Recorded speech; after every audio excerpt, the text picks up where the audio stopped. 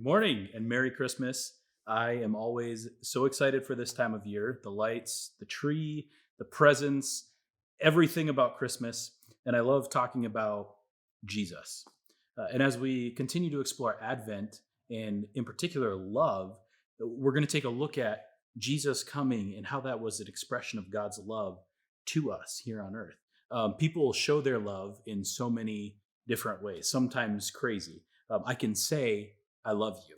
I can write a letter and say, I love you in the letter. Maybe you give somebody a hug.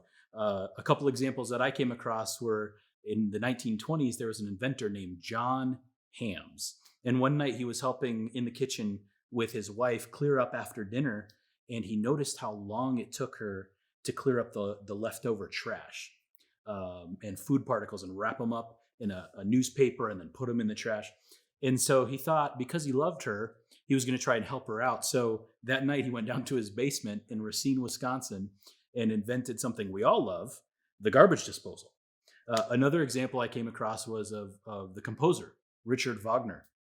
He loved his wife so much that on Christmas morning, 1870, he woke her up to the sound of a 17-piece orchestra playing a piece of music he had written just for her from the hallway outside of their bedroom. Now, if you woke me up on Christmas morning, early in the morning, with a trumpet outside my bedroom, I probably wouldn't feel very loved, but to each his own. Love can be shown in a number of different ways. Uh, God showed his love to us. Romans 5:8 says, in that while we were still sinners, Jesus came and died for us. The verse says, but God demonstrates his own love for us in this.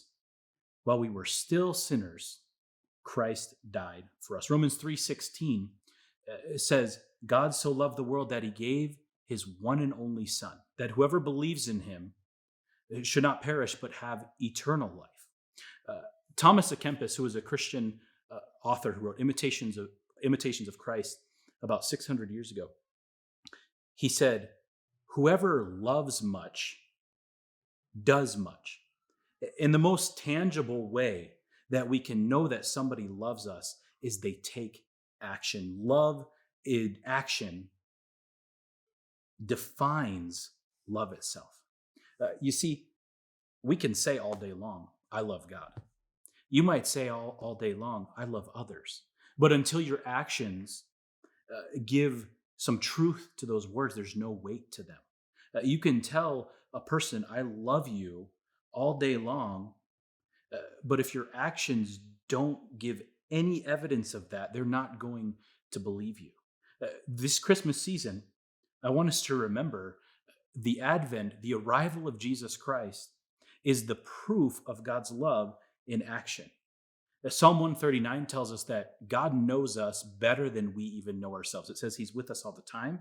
He knows when we sit down and when we stand up. He knows every thought that we think. And yet, think of this. In spite of the fact that he knows you and your insecurities and your flaws and your failures and your sin and everything about you, God loved you so much that he sent Jesus to be born in Bethlehem and one day die so that you could have a relationship with God. So I hope you enjoy this season. It's a season of giving. We hear about people paying it forward in gifts and the wonderful, amazing things that people do this time of year. And I hope that as you look around at your friends and family and you show them love, you also take the time to show love to people who maybe don't know Jesus. They maybe haven't experienced the love of Christ and don't know what it means to be accepted and loved by God. Thank you for this time. We're so excited to celebrate this season together with you online and have a Merry Christmas. God bless.